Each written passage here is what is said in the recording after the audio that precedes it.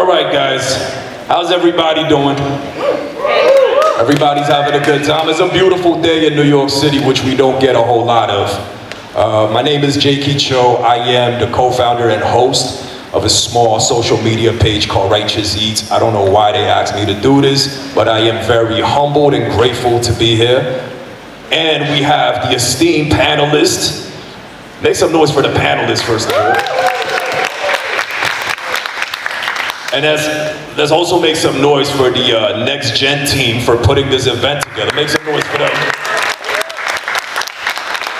All right, so first we have Mr. Winston Chiu, who is the founder, executive director of More Than a Meal. Make some noise for Winston. And we have Cory, owner of Potluck Club and Phoenix Palace.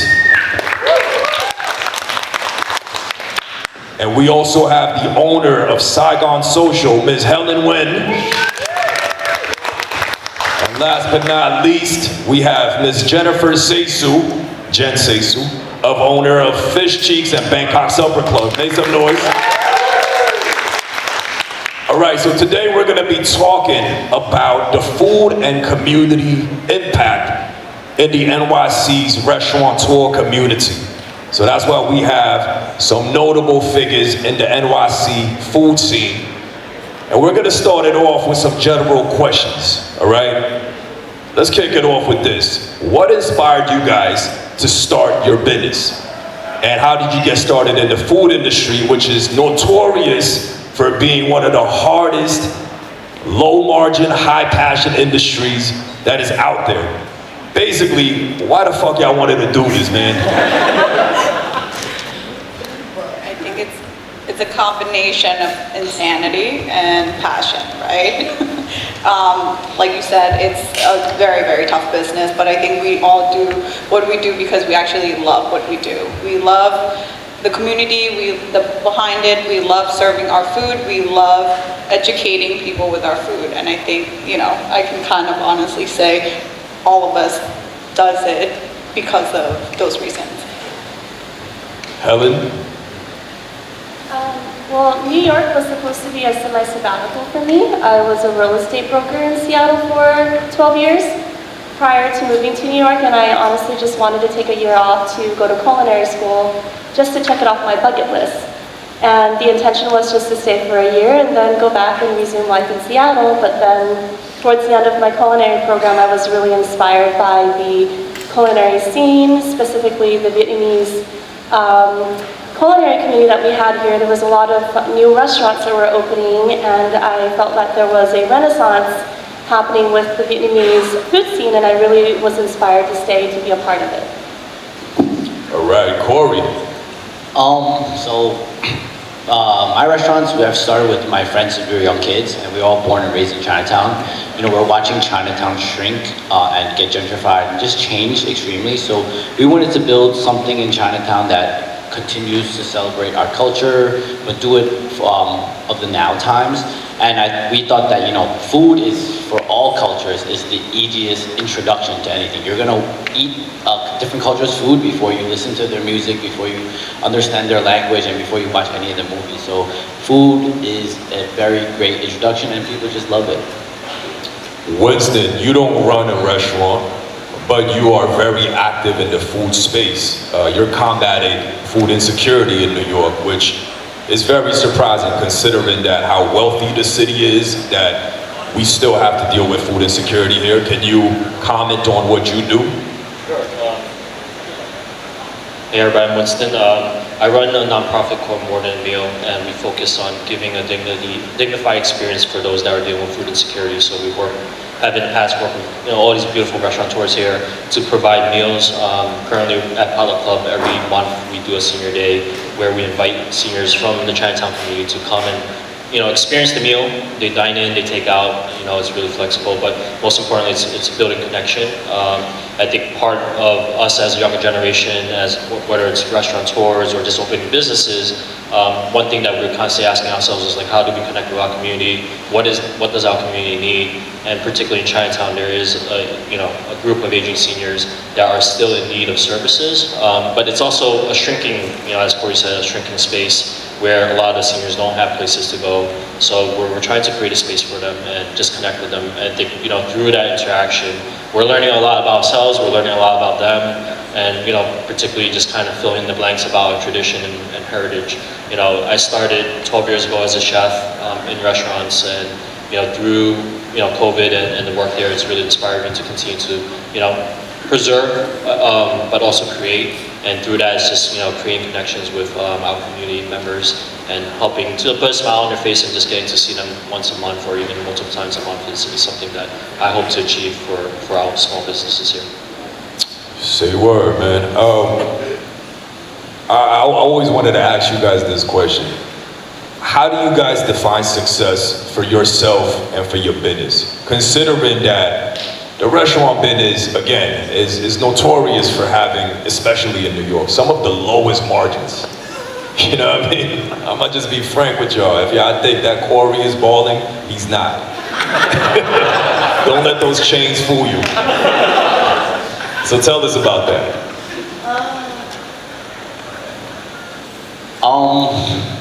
Man, I mean, of course, when you're doing business, money is an end goal for anyone starting a business. So, but for me, success is really, like I said, I built both our places with my friends since we were 12 years old. Like, we see each other every single day for 16 hours a day. We built this rapport to have each other's back and to build in our community. So that's what, along with hopefully getting some money at the end of this, that's what I want to preserve the most. So like continue building in our community, but also I'm doing it with the people that I love and people that I grew up with. We do have a lot of friends, and I don't mean to say this in a negative manner, but we do have a lot of friends that make probably triple what we make, but in the morning they have to go to a job where they look at 4 computer screens for 10 hours at a day, and they're 15 years into the career and they are so lost as far as who they are, and they got money, but they're just like not as happy as they really need to be. And then also when they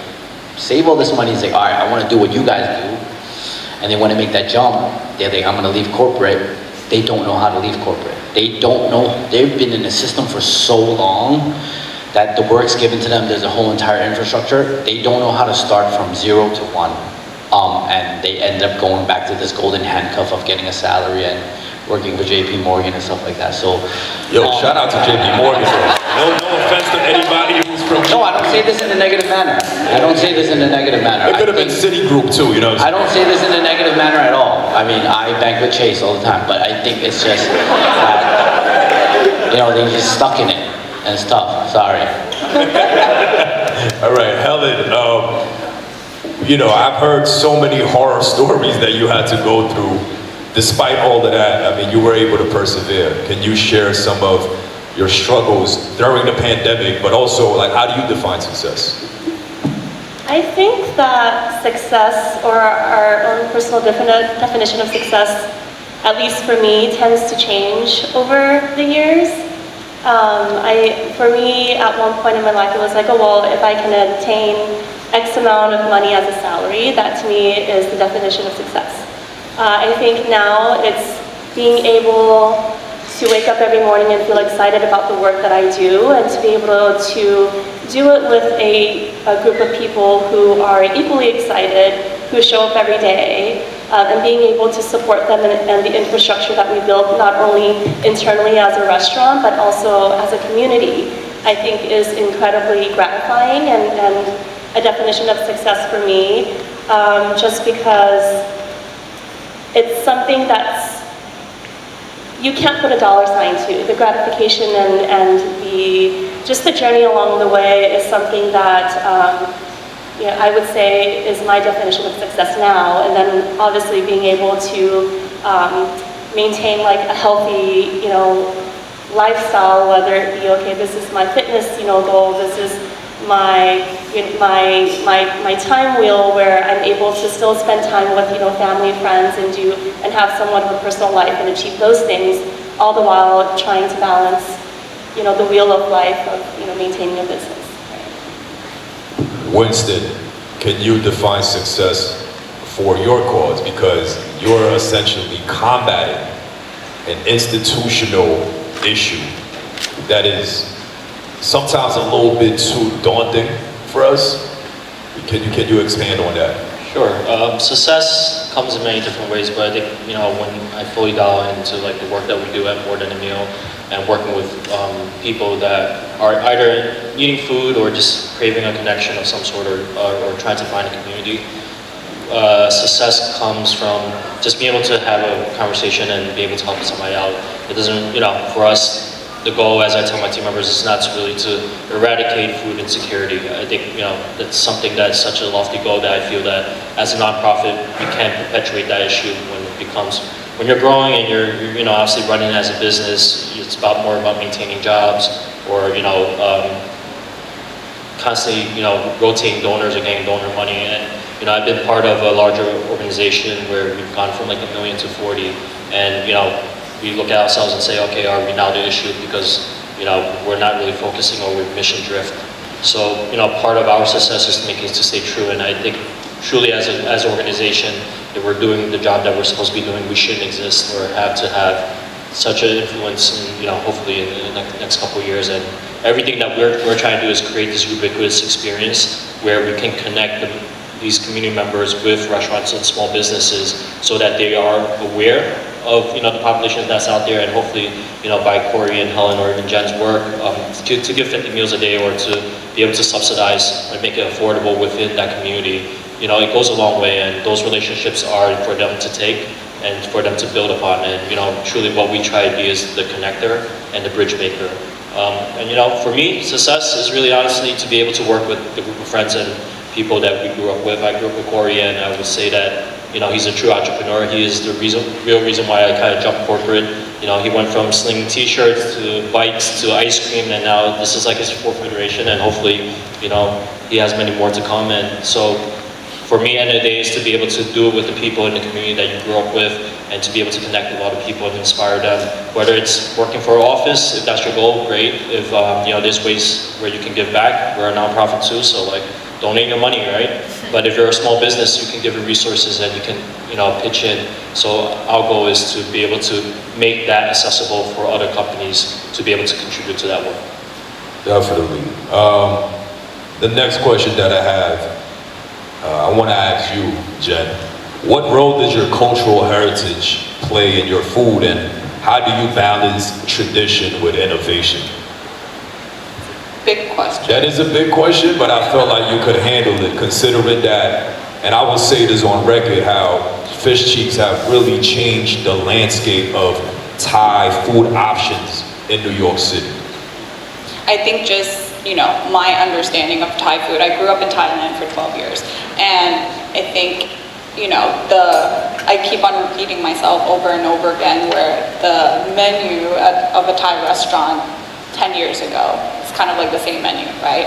And it's great, but that, I believe, like, those items are like the gateway to Thai cuisine, but that doesn't define Thai cuisine. And I think we saw a gap, and we saw that opportunity, and we kind of took it and say, hey, I think we need to kind of do more for Thai cuisine. We need to elevate it. We need to actually tell people that there's more to it than just the regular, you know, the noodles and the rainbow curry, that's what I call it. And that we have more than that, right? And I think with the success of Fishcheeks, we were able to kind of elevate it even more with Bangkok Supper Club and show people that, again, I think Asian food, Southeast Asian food, to me, like, I think there's so much more to it than just like a dumbed down version of it, right? Like, we can hit all types of, I want to say, like, levels of the same cuisine in all the spectrum. It can be fine dining, it can be low end, it can be middle end, it can be casual. Like, so I think for me, I just want to give range, right? I want to show people that, hey, don't pigeonhole us into this one thing. And also, like, goes back to the success part. I think I'm in a position now that I have encountered all these talented people and really amazing people, and I'm able to kind of give space to people with really fresh perspective on how they're, you know, go about doing their cuisine and being innovative with food that they're making.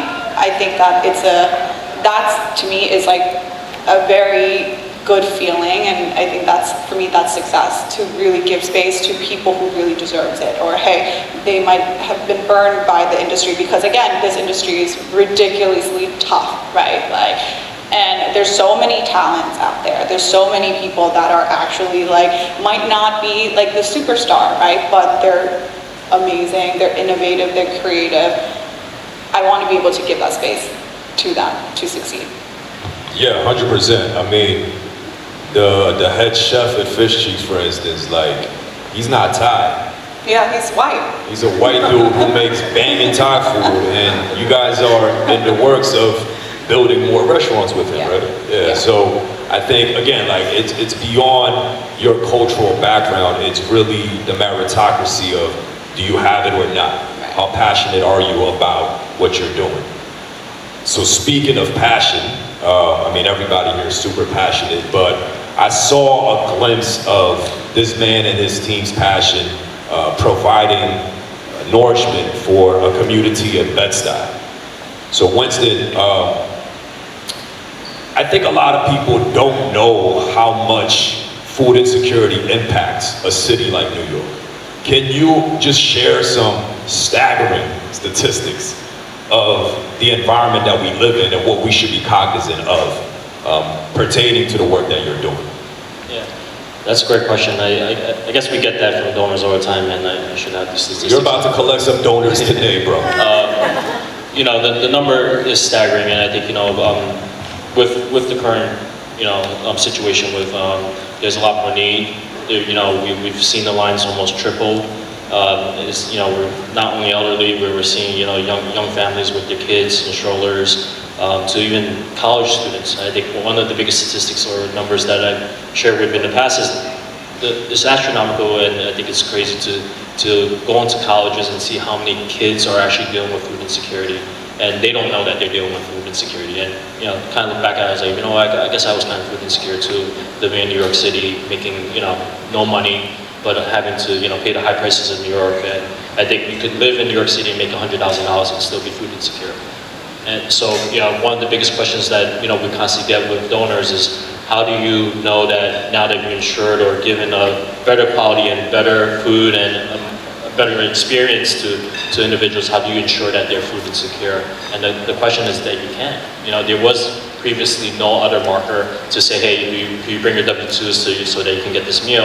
I think if you show up, there's a reason why you need the meal, and we don't question it. And my whole conversation back to them is, does, you know, donor insecurity is the reason for food insecurity? Because we have to ensure that in order for us to be somewhat secure about our donation, it has to be that, you know, the experience has to be somewhat a little less par, or the food doesn't have to be just as good. So we really focus on the hospitality end and making sure that we're taking care of people.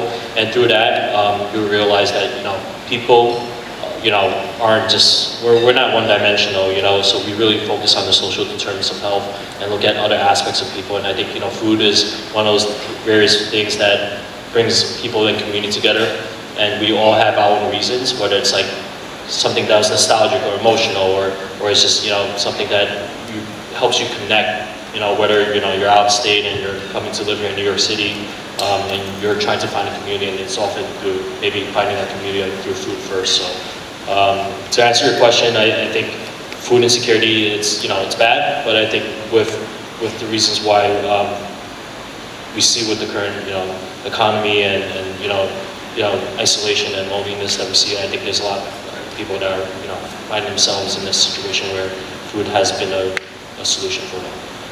Yeah, I mean, if you guys ever have time off on a Wednesday and you happen to live in Brooklyn, feel free to volunteer. I mean, I've been there once, and it was a beautiful sight, you know what I mean? How everybody just coming together. And like you said, like Winston mentioned, that you'll witness a full gamut of community. I'm talking, I mean, Bed-Stuy is historically an African-American black community, but you'll see members of, you know, Chinese family members, you'll see people from, you know, the Indian subcontinent, you'll see a full gamut of people, and it just kind of showcases that food insecurity in New York, I mean, the statistics say what, 1 out of 12, 1 out of 10 people is determined to be food insecure. So Yeah, if there's anything that you guys would love to learn more about what Winston and his team does, I highly encourage y'all to check it out. So on that note, I know that speaking of providing for the needs of those that need the help, Potluck Club, Cory, has not only a unique concept and style, but you guys are also at the forefront of redefining what it means to be a Chinese restaurant in Chinatown. Can you share more about that? I think we're very new to Chinatown, like the concept of it. I mean, we consider ourselves a Cantonese American restaurant, so a lot of people question like what that even means. Some people do come and they're like, okay, this isn't what I'm used to seeing, especially the older Chinese or like the Asians, like this is not what I expected coming into a Chinese restaurant. That's because we aren't, I was born and raised here. Much of Chinatown is still like very classic Cantonese. You go to your kind of dim sum parlors or you get like the hanging ducks and the roast pork and the rice, right? That's not what we're doing at all. My friend, we grew up here, my friend is a chef. We are naturally Cantonese kids that grew up in Chinatown in New York in the 90s. So we've been influenced by all types of things like pop culture and rap and hip hop and all types of different ethnicities. So that's what he's expressing. I mean, I'm not saying we invented it or anything, but I think we're starting to see Cantonese American chefs and they're kind of writing this history of what it is. So that's what it is. We're truly just building something that is kind of new to people and people aren't getting used to it, but I think people are receiving it well because our customers who are more millennial age, they come in and they get it because, in the restaurant, you walk into a Chinese restaurant and they're playing Future and they're playing SZA and they're playing Kehlani and Drake, that's your vibe. At Wohop, they're not doing that. It's just hearing plates. At Wohop, you just hear uncles yelling at each other. Exactly. But that's the old guard, and the old guard is what rooted us and taught us everything. But much of that old guard, they're ready to retire, and they deserve to retire. They deserve to watch their kids and grandkids succeed and run around in the backyard. So it's really on us, the millennials, the late 80s babies, the 90s babies, to come back to Chinatown and build and just be naturally who we are. So that's what that is. Why do you think it's so important? Because if we don't, Chinatown will be gone. The prime example of what will happen to Chinatown is Little Italy. Before the Chinese, the whole Lower East Side was the Italians, the Jewish, the Polish, right? Where are they now? They are no longer there. Little Italy is 2 blocks long. And all of those restaurants are 60 years old, 75 years old. We're watching that happening to Chinatown in real time right now. And not too many people are doing anything about it. But how I see it is, it's tough because it's a gift and a curse. We grew up in Chinatown, and if you know what Chinatown apartments looked like in the 80s, 90s, and not even that long, in 2010, still today, you go to some buildings on Hester Street, on Mott, there's a bathtub in the kitchen. And when you have a family dinner, you put a piece of plywood on top, now you got a dining table. That's how you grew up in the 90s and the 2000s, right? So if our kids were still living like that, I have a son now, he's 4 years old. If we were still living like that, you know what that means? That means the Chinese are still poor. In one generation, our grandparents took us out of poverty. So that's kind of like why I say it's a gift and a curse. If we were still there and occupying all the space, the mission is not complete. But unfortunately, the mission is complete. Everyone's college American educated. Everyone's making a lot of money at JP Morgan, at their corporate job, making a salary. And when you make that $100,000 salary, you think you're still looking at the bathtub in the kitchen? You said, Mom, Dad, we're getting out of here as fast as possible because you've done everything for us not to live like this. But when you do that, you suck the soul out of Chinatown. Now the only people left in Chinatown are not even our parents' age, they're our grandparents' age. And those are the people that come to Potluck on those Thursdays to get the meals, right? And those elderly, they're not really contributing to building because they're retired. They beat the game of life. They've brought us to the next horizon. But that's truly what's happening, I guess.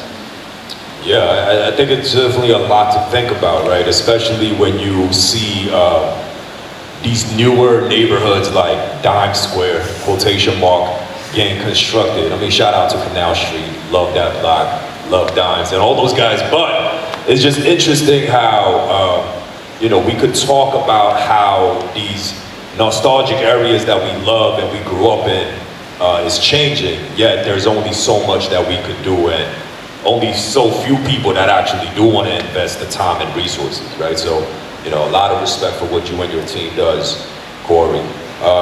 So for the next question, I've seen this young lady go through all types of situations running her restaurant, you know what I mean? And I think she probably talked about it a little too much at this point. It's almost traumatizing, so she probably didn't, she was kind of holding back earlier, but Helen, regarding Saigon Social, you know, you've gone through a lot to stay afloat throughout the pandemic, leading into it. You know, your perseverance is very admirable, and so how did you navigate that? And if you could have mental health exercises do you do on a day-to-day basis? This isn't right here. This is my therapy.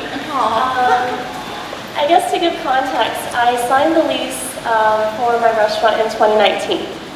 About a month into my lease, or signing of the lease, I learned that we didn't have adequate gas.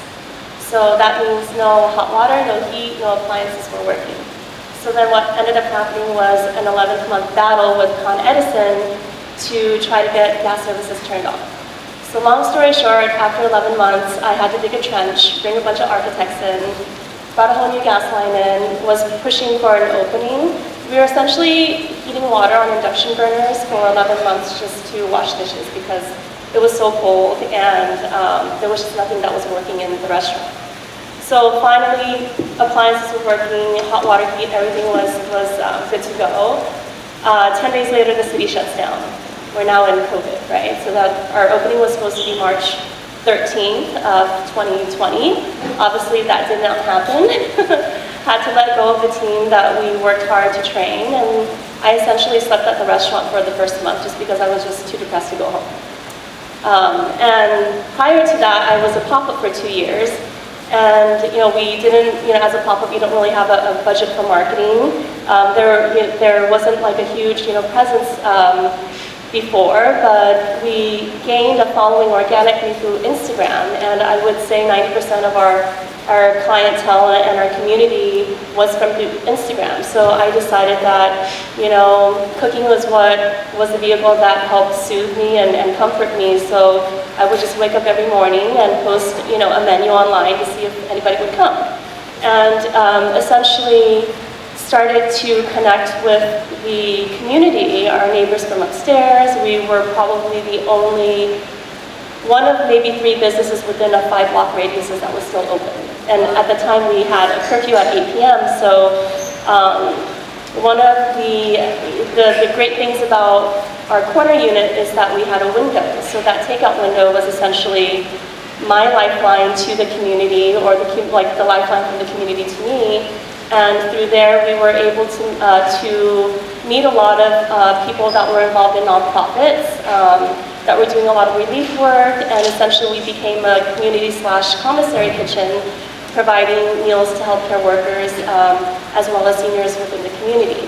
So that was probably the first 6 months of the first iteration of Saigon Social as a restaurant. And then when the city started reopening again, we were just 4 tables outdoors and also just doing takeout and delivery. We finally pushed for an opening March of 2022. So now we're 2 years after the initial planned opening, and about 3 to 4 weeks into our opening, had a really great New York Times article, not talking about the food, it was just how one New York restaurant survived the pandemic. Again, we didn't have a budget for marketing, so that article was our saving grace, and through that, our reservations were getting booked out a month in advance. So we were able to enjoy that for a good month, and then we had a kitchen fire that caused us to shut down. So it's been a lot of stop and go, right?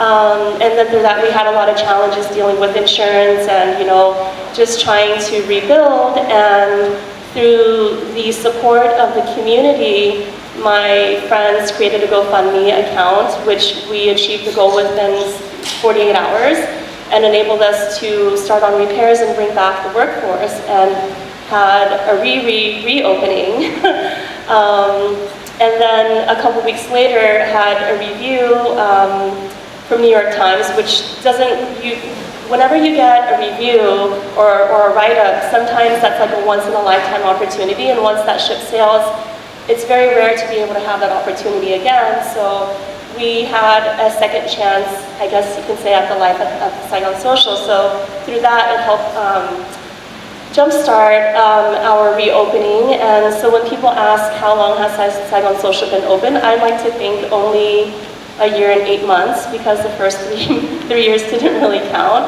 I think we shape-shifted in terms of menu offerings, in terms of concept, in terms of staff and style of service, and probably have gone through over 20 iterations of what I imagine my first restaurant in New York to be. So when you think of that, it's an incredibly challenging experience. I mean, I just thought opening a restaurant meant that I could spend a lot of time in the kitchen and cook the food that I love cooking, but I became the plumber, the accountant, HR, like the electrician, like everything, right? And I think one of the silver linings of the pandemic was I was able to meet a lot of people in the community, like for example, Jen and then Winston and Cory, who have been incredibly generous in sharing resources as well as their time, and I think the discussions and the bond that have been created since then have really helped, one, maintain our sanity, and also the sense of not being alone in this whole challenge of trying to operate a food business in New York City really helps to alleviate the, I guess, sense of loneliness and frustrations that you deal with on a day-to-day, because you're now connecting with people that understand the day-to-day nuances of operating a business and having to manage staff and everything else that kind of comes in between us. So I think that being able to keep your circle very positive and just doing your part and checking in with each other has been a tremendous amount of support, and what kind of keeps me going as I continue to navigate the world of food in New York. Yeah, thank you so much for that. So the biggest takeaway, I guess, is make sure you have a tight community, make sure you have a support group, because otherwise you're gonna go crazy. So for my next question is for Jen. You and I, we talk about this, before the panel and in our private conversations.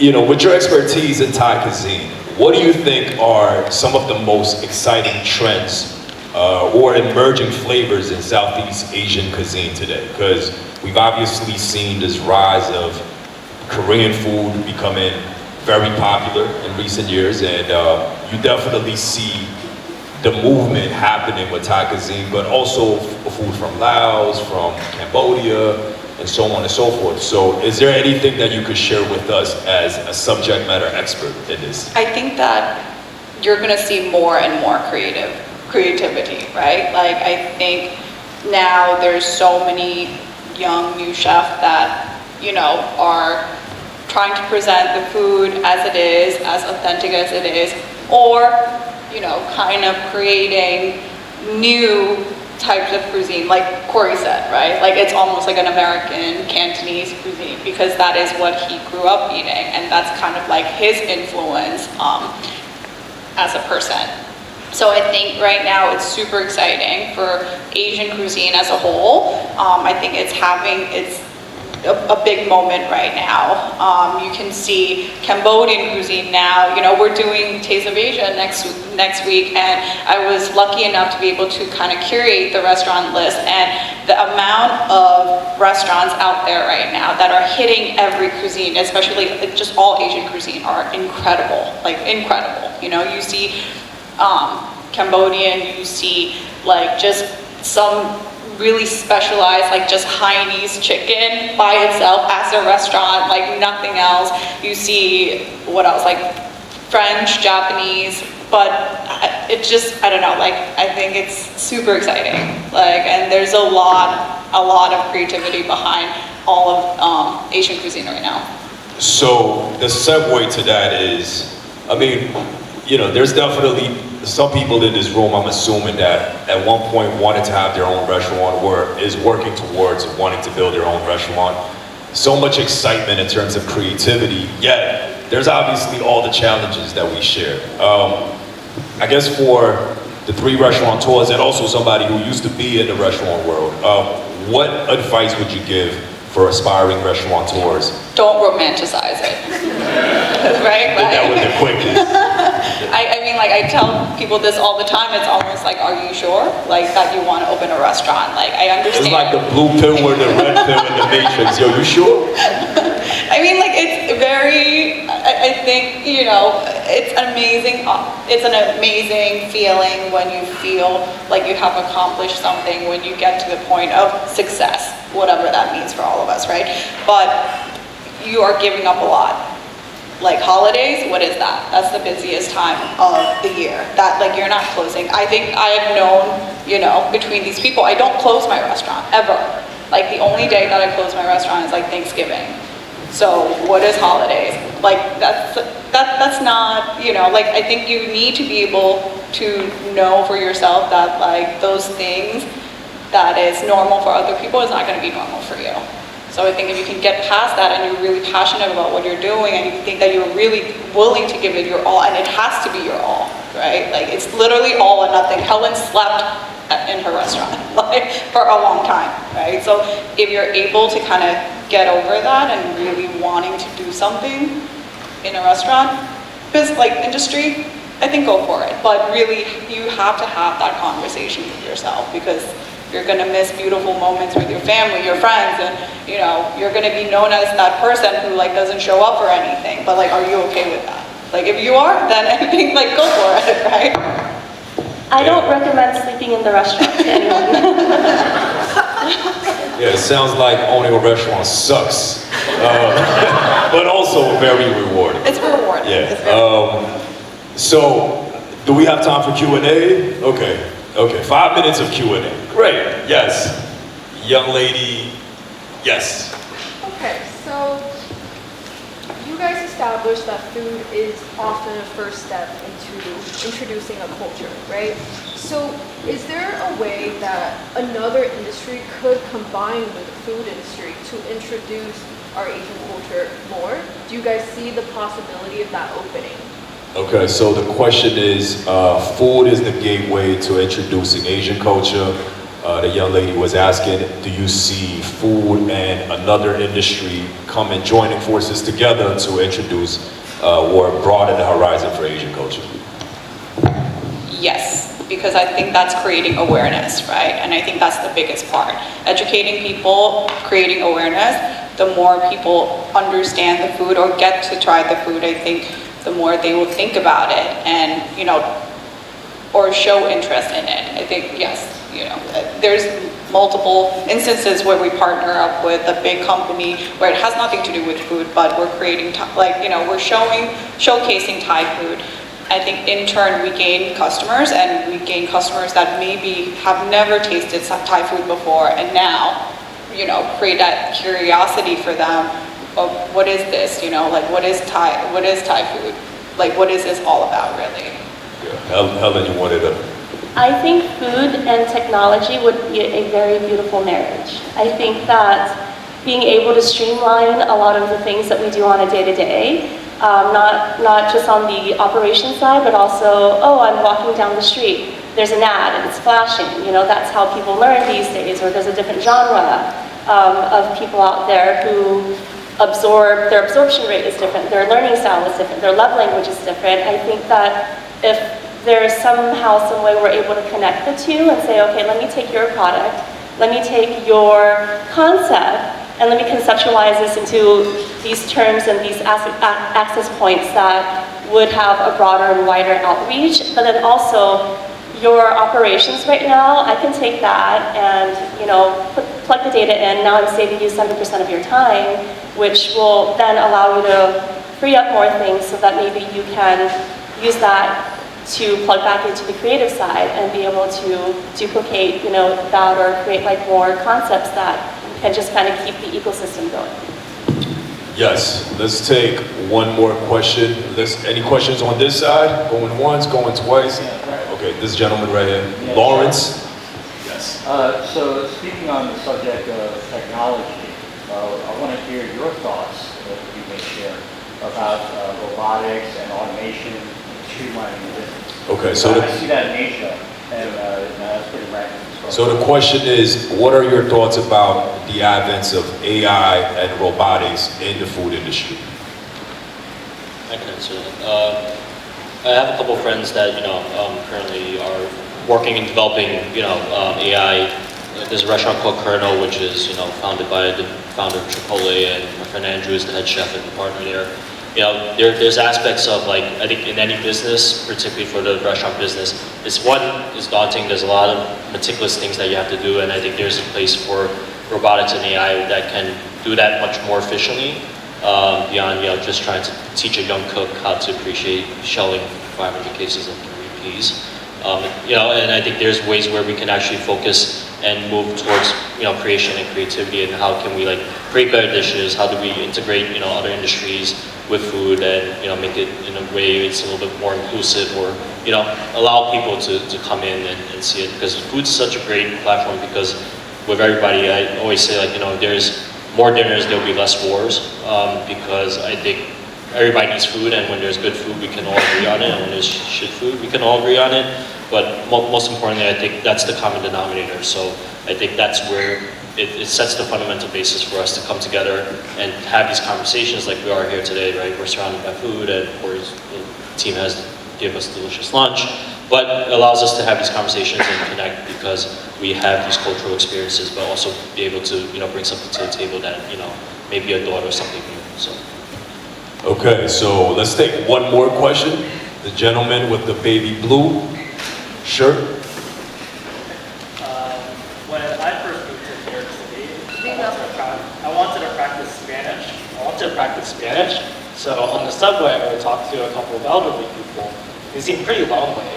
I had an idea to form some kind of community and get specifically elderly people together, especially specifically Hispanics, so that they could form a community, have less food insecurity.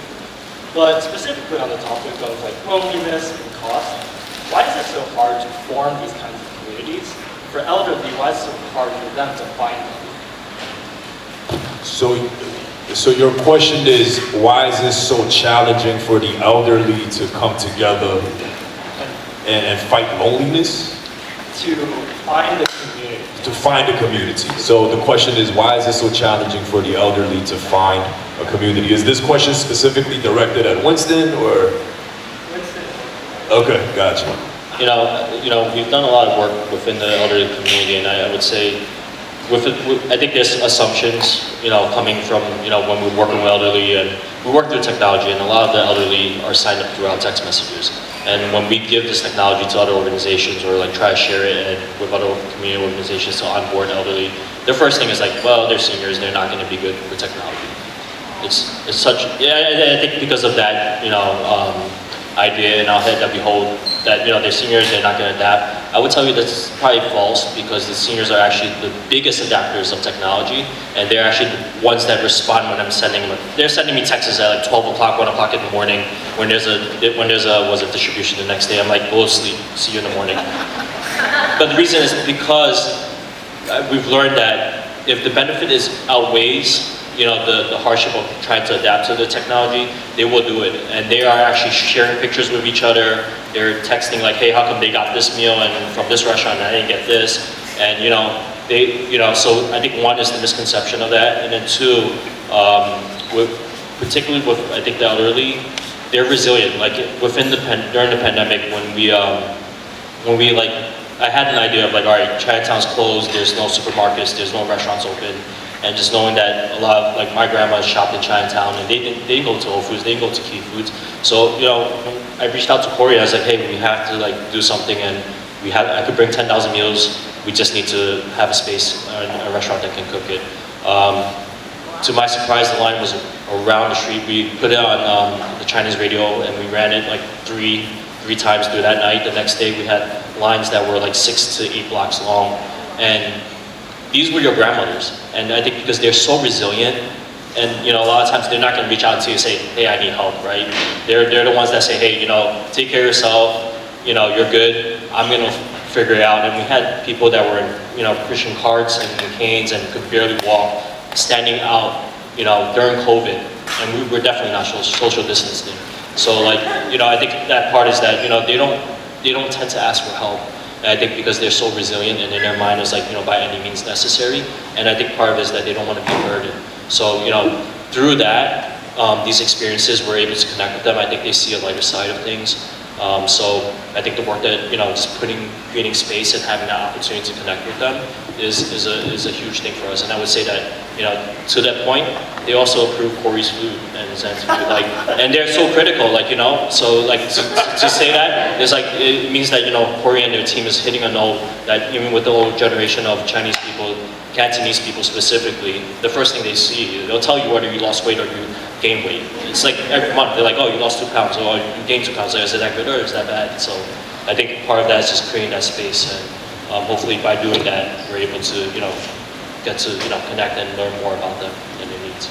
But also, there's a big group of seniors that are not mobile, that stay within their communities. Like with everyone saying, we cook and pack meals with a different organization, Heart of Dinner, where I would say 80% of the seniors that are within that community cannot leave their apartments because they're immunocompromised or they're just too weak. And so for that, it's not so much about, okay, I'm lonely by choice. It's just because they don't have access to the resources that you would think that would be readily available, or maybe it's out there but it's not something that is culturally appropriate. They sign up for a government program and then they send out a box of milk and a grilled cheese sandwich, and if your grandma's eating that, not only is it not healthy, but it's not something that they can identify with, right?